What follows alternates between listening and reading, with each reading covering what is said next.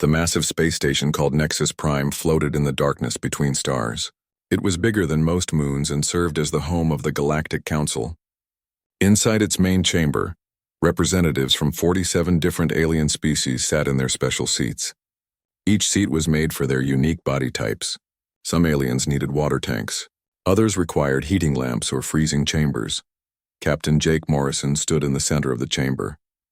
He wore the dark blue uniform of Earth's Space Navy.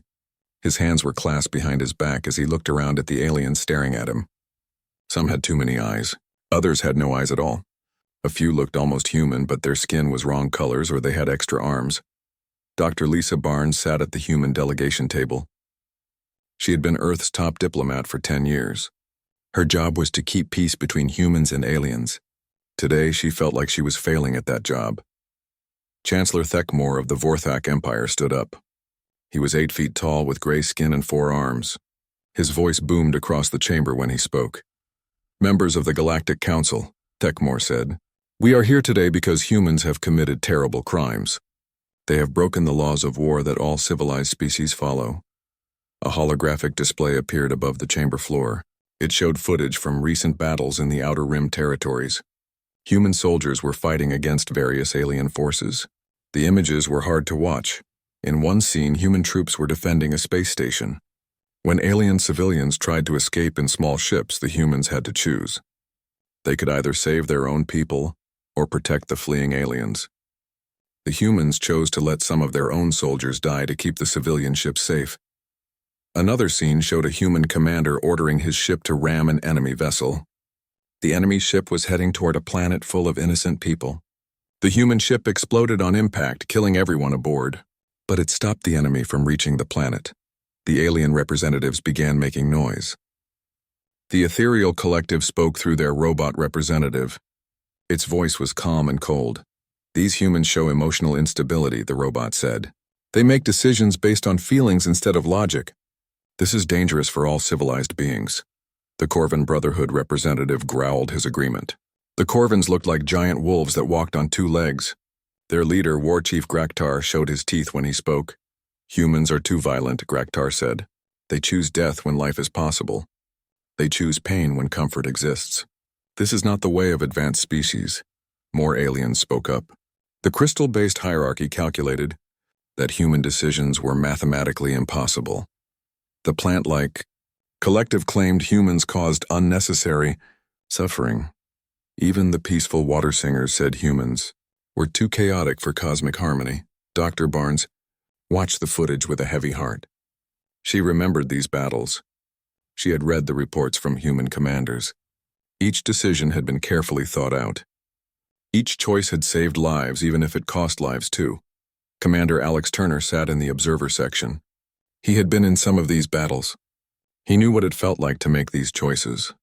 When alien civilians needed help, humans helped them. When alien soldiers were wounded, humans treated them. When alien worlds were in danger, humans bled to protect them. But the aliens saw only the violence. They saw only the death. They could not understand why humans chose the hard path when easier paths existed. Chancellor Thekmor continued his speech.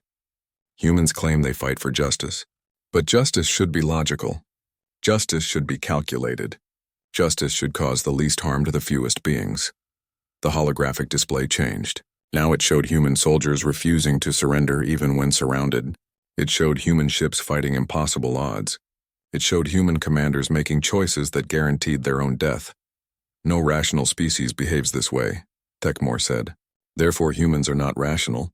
They cannot be trusted with the responsibility of galactic citizenship." The chamber erupted in alien voices. Some species clicked their agreement. Others hummed in harmony. A few roared their support for the Vorthak position.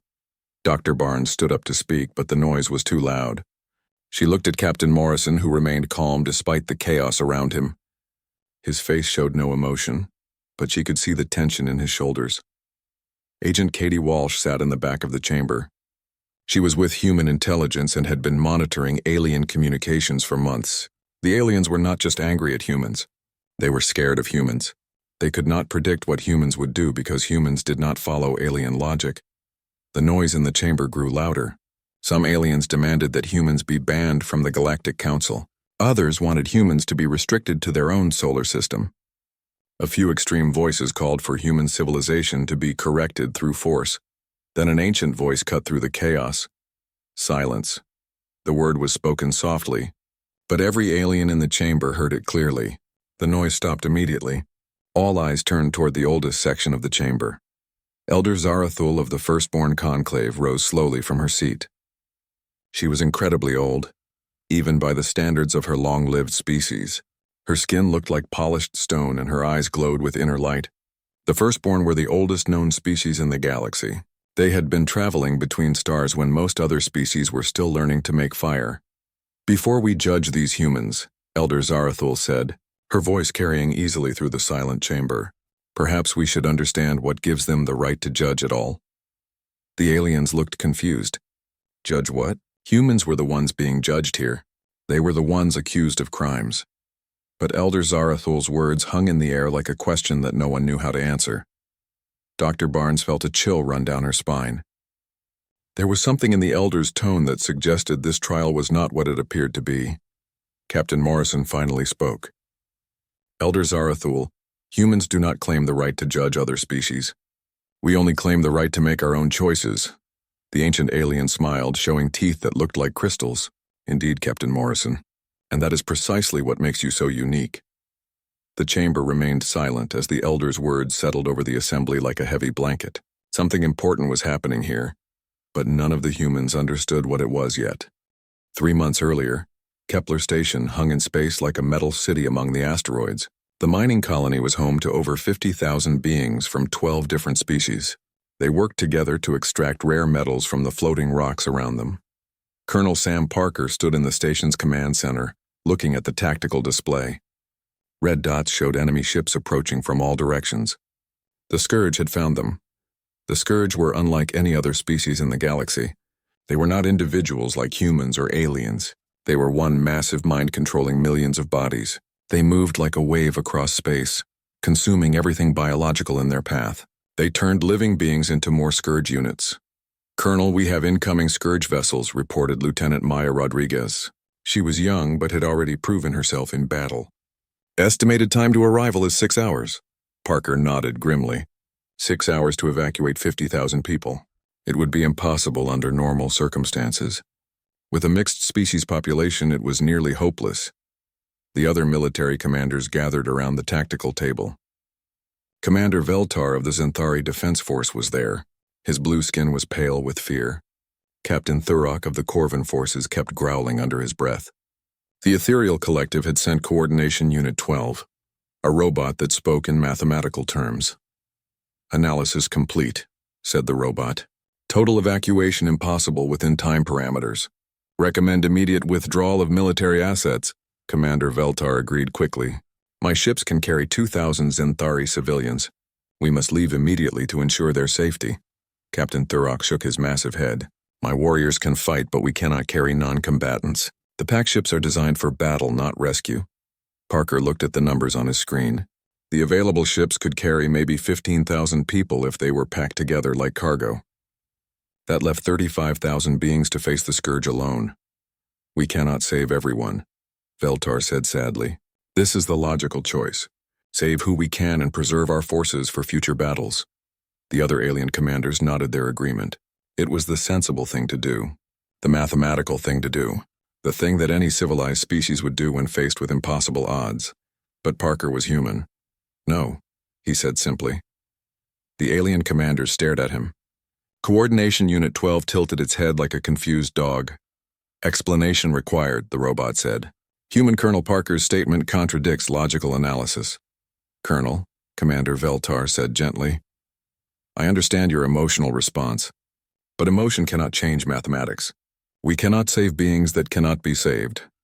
Lieutenant Rodriguez was studying the tactical display. She had been quiet during the discussion, but now she spoke up. "What if we don't try to save everyone at once?" she asked. Parker looked at her. "Explain." "The Scourge attacks in waves," Rodriguez said. "They probe defenses first, then send in the main force. If we can hold the choke points in the asteroid field, we can buy time for multiple evacuation runs." Coordination Unit 12 calculated quickly. "Probability of success, 12.7%. Probability of total military loss 87.3%. This plan is not logical. Commander Veltar's face showed genuine concern.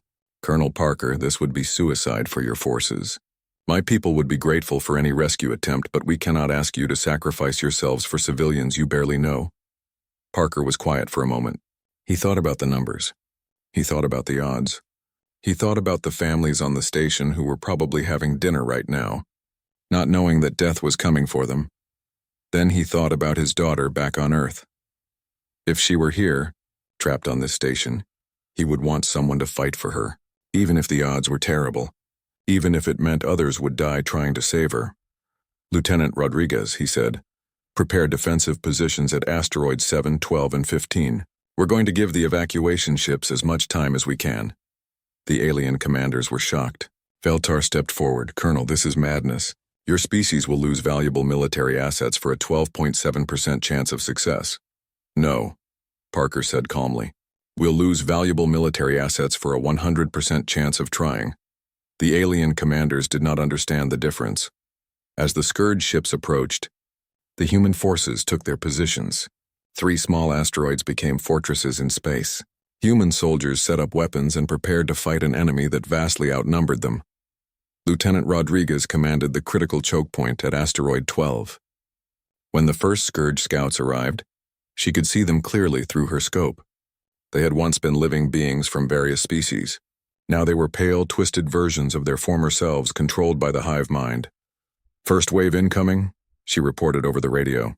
Zenthari evacuation ship is still loading civilians. The Scourge attacked with perfect coordination. They moved like parts of a single organism because that's exactly what they were. But Rodriguez and her squad fought them with something the Scourge could not understand or predict. They fought with individual choice. When Rodriguez saw a Scourge unit about to destroy the evacuation ship, she made a decision in less than a second. She left her covered position and charged the enemy alone. Her squad followed without being ordered. The alien observers monitoring the battle could not understand what had happened. Coordination Unit 12 tried to calculate the logic behind Rodriguez's action. Commander, Veltar watched in amazement as human soldiers repeatedly chose certain death to buy a few more minutes for civilian evacuation. The first evacuation ship escaped with 2,000 Zenthari families aboard. Then the second ship left with Corvan civilians. Then a third ship carried members of the water singer species to safety, but the Scourge kept coming. Colonel Parker's voice crackled over the radio. All units fall back to asteroid 7. We've bought them 4 hours. Let's see if we can make it 5. Lieutenant Rodriguez looked around at her remaining squad. Half of them were wounded. All of them were exhausted. The next wave of Scourge ships was twice as large as the first. You heard the colonel? She said to her people. Let's go buy some more time. As they prepared to fall back, Rodriguez made one more decision. The Scourge had left some of their wounded behind. Beings who had been partially converted but were still fighting the hive mind's control. Standard procedure was to leave them. They could not be saved, and stopping to help them would cost precious time. Rodriguez stopped anyway. She and her squad spent 20 minutes rescuing beings they had never met, from species they barely knew, who might not even survive the rescue. It was not logical. It was not mathematically sound. It was not what any other species would have done, but it was what humans did. The final evacuation ship left Kepler Station with 47,000 survivors aboard. Colonel Parker and Lieutenant Rodriguez did not make it to that ship. Neither did most of the human forces who had volunteered to hold the line. But every civilian who wanted to leave had been given that chance. In the command center of the Zenthari evacuation ship, Commander Veltar watched the human defensive positions disappear one by one. His people were safe because humans had chosen to die for them. He could not understand why they had made that choice, but he would never forget that they had made it. Elder Zarathul stood before the Galactic Council, her ancient form casting a long shadow in the chamber's light. The firstborn were old beyond the understanding of most species. They had seen the rise and fall of entire civilizations. They remembered things that other beings had forgotten. I will tell you about the First War, the Elder said. Her voice carried the weight of millions of years. It happened long before any of your species reached the stars. It was a time when the galaxy was young and full of promise. The holographic display in the center of the chamber changed. Instead of showing human battle footage, it now showed ancient star maps. Entire solar systems were marked in red, indicating destruction. Whole sectors were labeled as dead zones where no life remained. In those days, there was no Galactic Council, Elder Zarathul continued. There were only competing civilizations, each believing they knew the right way to live. Wars raged for millions of years. Species destroyed each other over resources, territory, and ideology. Dr. Lisa Barnes leaned forward in her seat. She had studied ancient galactic history, but this was information that had never been shared with humans before. Then came the judge makers, the elder said. The display showed a new star map. This one was different. Instead of red zones of destruction, there were green areas of peace. The green zones grew larger over time, spreading across the galaxy like a healing wave. The judge makers were not the strongest species, Elder Zarathul explained. They were not the smartest or the most advanced, but they had something that no other species possessed. They could make moral decisions under extreme pressure. Captain Jake Morrison watched the display with growing interest. The judge makers' territory had expanded not through conquest but through something else. Other species had voluntarily joined them. When conflicts arose between species, the judge makers would be called to settle disputes, the elder continued. They did not impose their will through force. Instead, they would listen to all sides and make decisions that were fair to everyone involved. The display showed examples of these ancient judgments. A resource dispute between two species was resolved by having them share the benefits equally. A territorial conflict was settled by creating neutral zones that both sides could use. Trade disagreements were solved by establishing fair exchange rates that helped everyone prosper. But how did they make these decisions? Asked Chancellor Thekmor of the Vorthak Empire. What gave them the wisdom to judge fairly? Elder Zarathul's crystalline teeth glinted as she smiled. They had what we called the burden of choice. They could weigh competing moral claims and choose the path that caused the least suffering for all involved. Dr. Henry Clark, humanity's chief xenoarchaeologist, had spent years studying ruins left behind by ancient civilizations. He had found structures on dozens of worlds that he could not fully explain. Massive complexes that seemed designed for some kind of judgment process. Dr. Clark, Elder Zarathul said, looking directly at the human scientist. You have studied our ancient court systems. Tell us what you found. Clark stood up nervously. He had not expected to be called upon during this trial. The structures were incredible, he said. They had chambers that could analyze moral decisions from thousands of different perspectives simultaneously. The judge makers could see the consequences of their choices across entire civilizations. Indeed, the elder agreed. They possessed perfect moral sight. They could see every consequence of every decision. They knew exactly how much suffering each choice would cause and to whom. The alien representatives in the chamber were impressed. Perfect moral knowledge sounded like the ultimate achievement for any civilized species. But Elder Zarathul's expression grew sad. Perfect knowledge became their curse. The more they understood about the consequences of their decisions, the harder it became for them to act. The display changed again. Now it showed the decline of the judge-makers' civilization. Their green zones of peace began shrinking. Their judgments became slower and less frequent. Finally, their territory disappeared entirely from the star maps. What happened to them? Dr. Barnes asked. They became paralyzed by their own wisdom, Elder Zarathul explained. When you can see every consequence of every choice, when you know exactly how much pain each decision will cause, it becomes impossible to choose anything at all. The chamber was silent as the implications sank in. Perfect moral knowledge had destroyed the galaxy's greatest peacekeepers. The judge-makers spent their final years trying to find a solution, the elder continued. They studied every species in the galaxy, looking for beings who could inherit their burden without being crushed by it. Lieutenant Rachel Green appeared in the elder's memory crystals. The recording showed her 3 months ago during the Battle of Proxima 7. A damaged human cruiser was spinning out of control, heading toward a Vorthak hospital ship filled with wounded civilians. Green had been the communications officer on a nearby human vessel.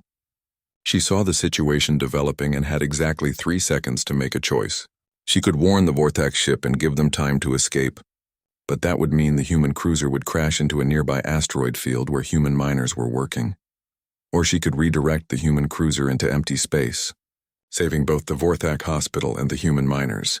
but doing so would require her to override the damaged ship's navigation system, which would cause it to explode with all hands aboard. Green made her choice in 0.3 seconds. She rerouted the human cruiser into empty space, saving hundreds of lives at the cost of 27 human crew members. The alien observers had recorded this incident because they could not understand how Green had made such a complex moral calculation so quickly. Most species would have needed hours or days to weigh all the factors involved. The judge-makers left behind specific criteria for their successors, Elder Zarathul said. A species must demonstrate ethical intuition under temporal pressure. They must be able to make correct moral choices quickly, without perfect information, and continue to function afterward. Agent Katie Walsh had been monitoring alien communications for months. Now she understood what she had been hearing. The aliens were not just studying human military tactics. They were testing human moral responses. Every major crisis involving humans had been carefully observed. The Outer Rim conflicts, the Scourge invasions, the Merchant Wars, all of them had been scenarios designed to see how humans would react under moral pressure. For 60 million years, we have tested every species in the galaxy, Elder Zarathul revealed. Every major civilization has been given opportunities to demonstrate the burden of choice. The alien representatives looked uncomfortable. They were beginning to understand that they had all been tested and found wanting. The crystalline hierarchy makes decisions through pure logic, the elder continued. But logic cannot account for the value of individual suffering. The empathic union feels everyone's pain, but they are paralyzed by the intensity of emotion. The Vorthak Empire seeks efficient solutions, but efficiency is not the same as justice. What about us? Asked War Chief Graktar of the Corvin Brotherhood. How did we fail? Your people are brave warriors, Elder Zarathul replied gently. But you seek honorable death rather than difficult life.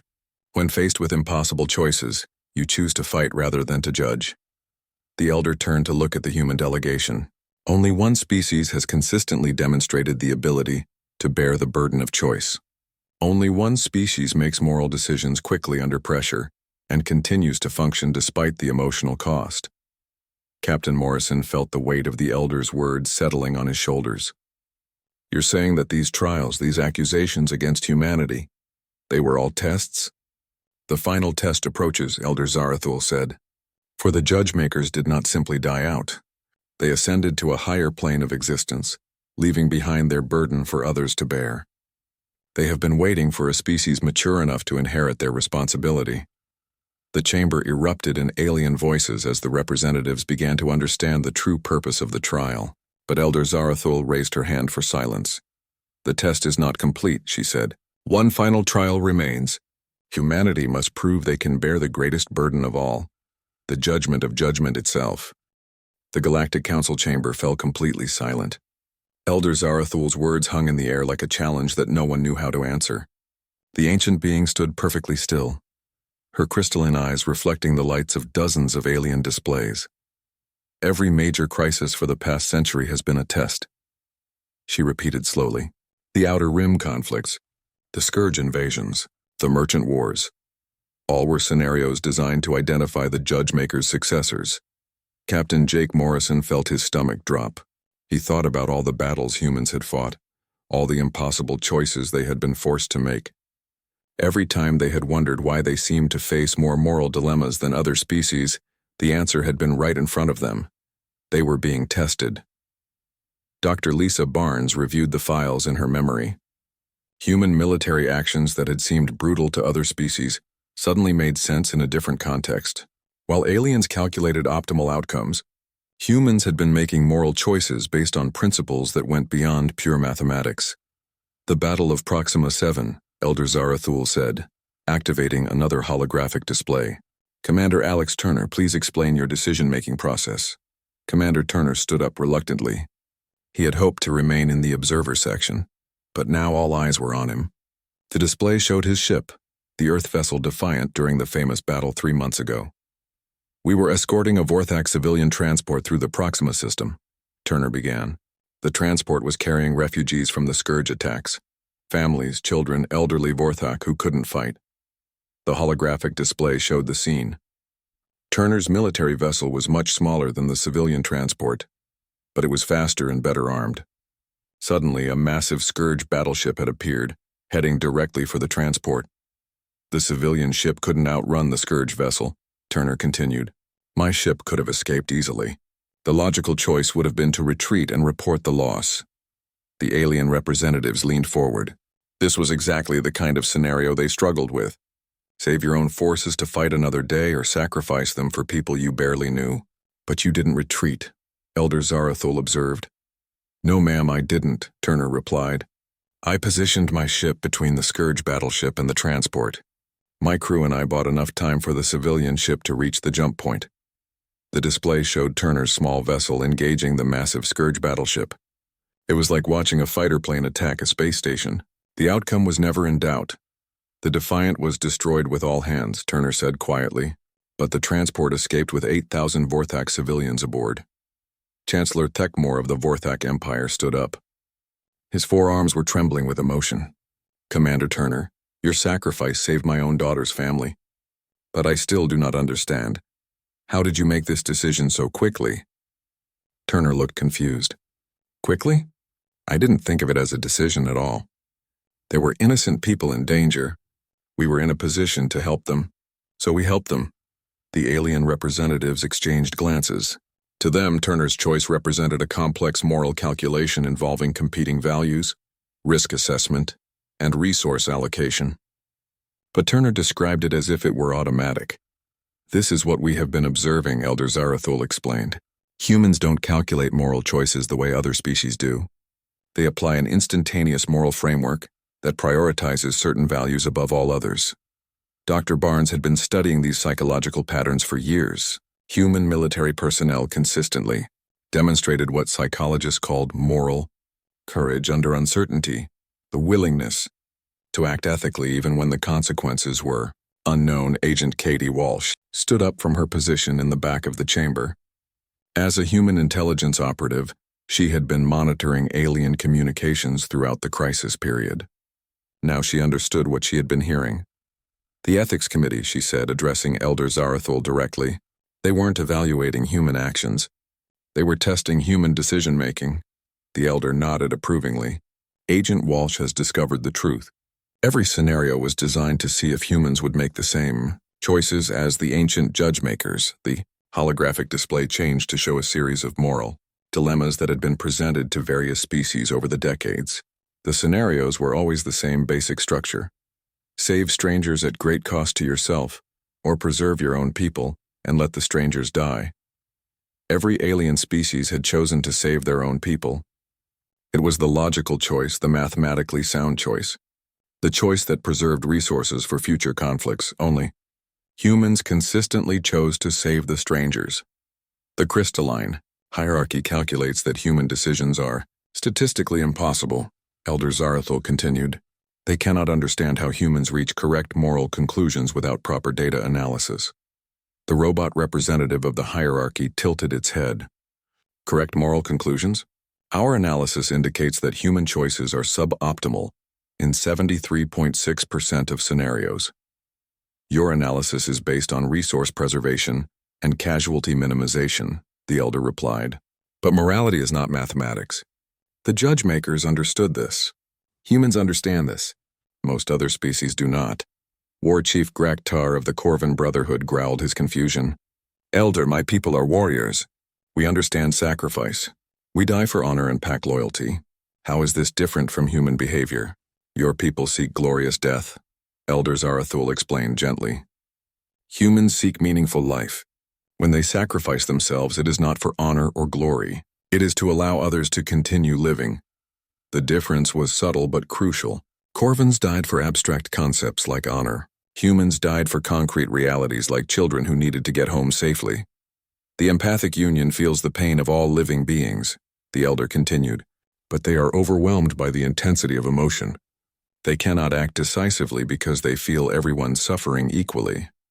The plant-like representative of the union rustled its leaves sadly. We have tried to make the choices humans make. But when we feel the pain of those who die for our decisions, we cannot bear the weight. And that is why you cannot be judges, Elder Zarathul said. Perfect empathy is just as paralyzing as perfect logic. The judge-makers learned this lesson over millions of years. Commander Turner spoke up again. Elder, I still don't understand. Why is our ability to make these choices so important? Because someone must bear the burden, the ancient being replied. In a galaxy of competing species, someone must be willing to make the hard choices that others cannot make. Someone must be willing to judge between competing claims of right and wrong. The chamber was beginning to understand the magnitude of what was being discussed. This was not just about human military tactics or ethical behavior. This was about the moral leadership of the entire galaxy. The final test approaches, Elder Zarathul announced.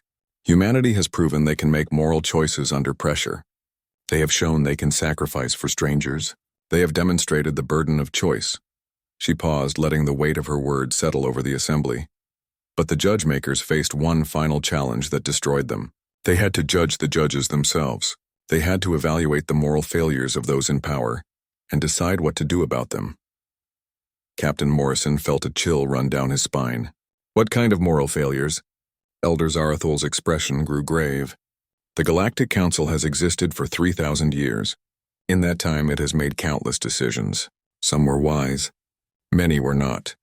The question is, what should be done about the unjust decisions of the past? The alien representatives began to look uncomfortable. They were starting to realize that they were about to be judged by the species they had been judging. The final test, Elder Zarathul declared, is whether humanity can judge the Galactic Council itself. Elder Zarathul activated the final holographic display. The images that appeared made every alien representative in the chamber shift uncomfortably in their seats. The display showed a detailed history of the Galactic Council's decisions over the past 3,000 years.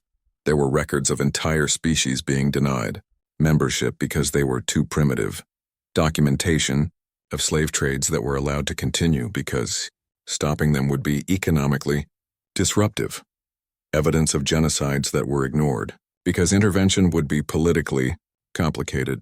The Kalari extinction, Elder Zarathul said, highlighting one particularly damaging case. The Council knew that the Zelos Empire was systematically destroying Kalari worlds. But the Zelos provided rare minerals that several Council members needed for their technology. The display showed the final message from the last Kalari world. They had begged the Council for help, promising to share their advanced medical knowledge in exchange for protection. The Council had voted to classify the situation as an internal Zelos matter.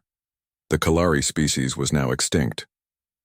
The Thraxian slave markets, the Elder continued. For 800 years, the Council allowed the buying and selling of sentient beings because the Thraxian Confederacy threatened economic sanctions against any species that interfered. Captain Jake Morrison watched the evidence pile up. Millions of beings had suffered while the Galactic Council made calculations about political convenience and economic benefit. The same mathematical thinking that the aliens praised as logical had led to systematic injustice. The Omega Sector abandonment, Elder Zarathul said, showing the final case. When the Scourge first appeared, they attacked the remote Omega Sector first. 17 species lived there, including some that had just achieved spaceflight. The Council decided that defending them would cost too many resources.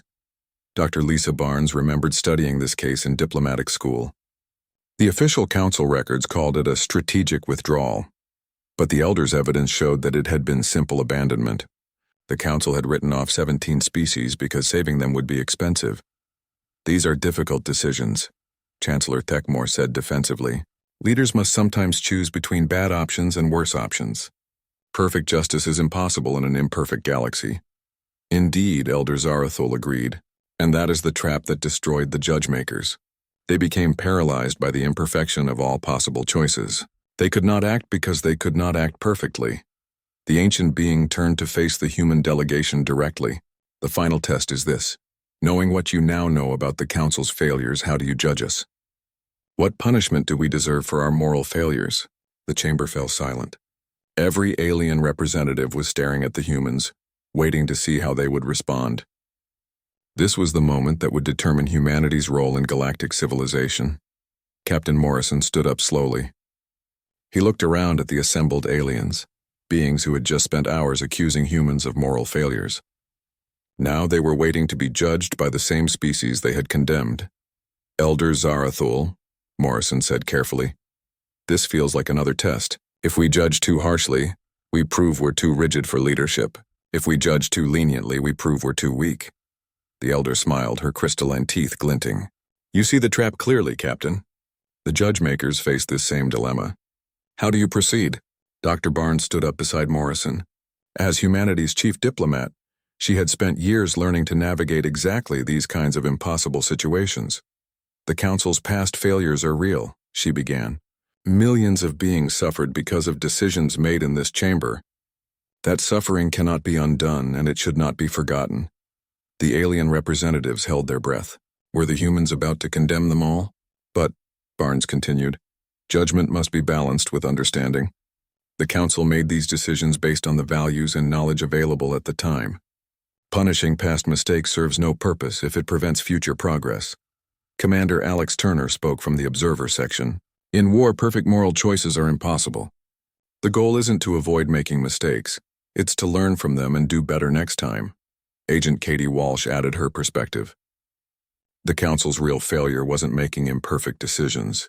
It was refusing to acknowledge when those decisions were wrong and then refusing to change. Elder Zarathul listened carefully to each human response. And what would you do differently? Morrison took a deep breath. We would establish a review process for past decisions. Not to punish anyone, but to understand what went wrong and why. We would create guidelines to prevent similar failures in the future. We would also establish an advocacy system, Barnes added. Every species, even non-council members, should have someone willing to speak for them when their survival is at stake. And we would accept that sometimes the right choice will be expensive, Turner said. Justice isn't always economically efficient. Peace isn't always politically convenient. The alien representatives listened with growing amazement. The humans were not seeking revenge for past injustices. They were not demanding punishment for the Council's failures. Instead, they were proposing ways to prevent future failures. War Chief Graktar was the first to speak. You would forgive our past mistakes? Forgiveness implies that we have the right to judge you in the first place, Morrison replied. We're all struggling with the same basic problem, how to make moral choices in an imperfect universe. But you do have the right to judge, Elder Zarathul said quietly. That is what this entire process has proven. You alone among all galactic species have demonstrated the ability to bear the burden of moral choice. The ancient being activated one final display. This one showed not the Council's failures but its successes. Wars that had been prevented through diplomacy. Species that had been saved from extinction. Trade agreements that had brought prosperity to entire sectors. The Council has also done much good, the Elder said. The question is not whether it should be destroyed for its failures, but whether it can be improved despite them. Dr. Barnes spoke for all humanity when she said, We believe it can be improved. We believe all of us can do better than we have done before. The chamber erupted in alien voices, but this time they were not angry or fearful. They were relieved. The humans had judged them, but the judgment was not condemnation. It was an opportunity for redemption. Elder Zarathul raised her hand for silence one final time. The test is complete, she announced. For 60 million years we have searched for the Judgemaker's successors. Every species has been tested. Every species has failed until now. She looked directly at Captain Morrison. Humanity alone has demonstrated the three essential qualities. The ability to make moral choices under pressure, the willingness to sacrifice for strangers, and the wisdom to judge with mercy rather than vengeance. The ancient being stepped back and gestured to the human delegation. The Galactic Council recognizes humanity's unique burden. You alone hold the right to judge because you alone understand that judgment must be tempered with compassion. Morrison felt the weight of responsibility settling on his shoulders like a heavy cloak. Elder, what exactly are you asking us to do? We are asking you to become what the judge-makers once were, she replied. The final arbiters of moral disputes in galactic civilization. Not as conquerors or rulers, but as servants of justice. The captain looked around at his fellow humans. Dr. Barnes nodded slowly. Commander Turner straightened his shoulders. Agent Walsh activated her recording devices to capture this historic moment. We accept the responsibility, Morrison said finally, but we accept it as partners, not as masters. Every species in this chamber has wisdom to offer. Our job will be to help everyone make better choices together. Elder Zarathul smiled one last time. Then the Judgemaker's legacy lives on. The burden of choice has found new bearers. As the session ended, Captain Morrison stood looking out at the stars through the chamber's great window. Somewhere out there, the ancient Judgemakers had transcended to a higher plane of existence, finally free of the moral burden that had both elevated and destroyed them. Now that burden belonged to humanity. Morrison thought about his daughter back on Earth. Growing up in a universe where her species had been chosen to be the moral guardians of galactic civilization, it was a tremendous responsibility, but also a tremendous honor. The stars seemed brighter somehow, full of possibilities for justice and peace that had not existed before. Humanity had been tested and found worthy. Now the real work would begin, the work of judging wisely with mercy and understanding in a galaxy full of beings who deserved both justice and compassion. The burden of choice was theirs to bear.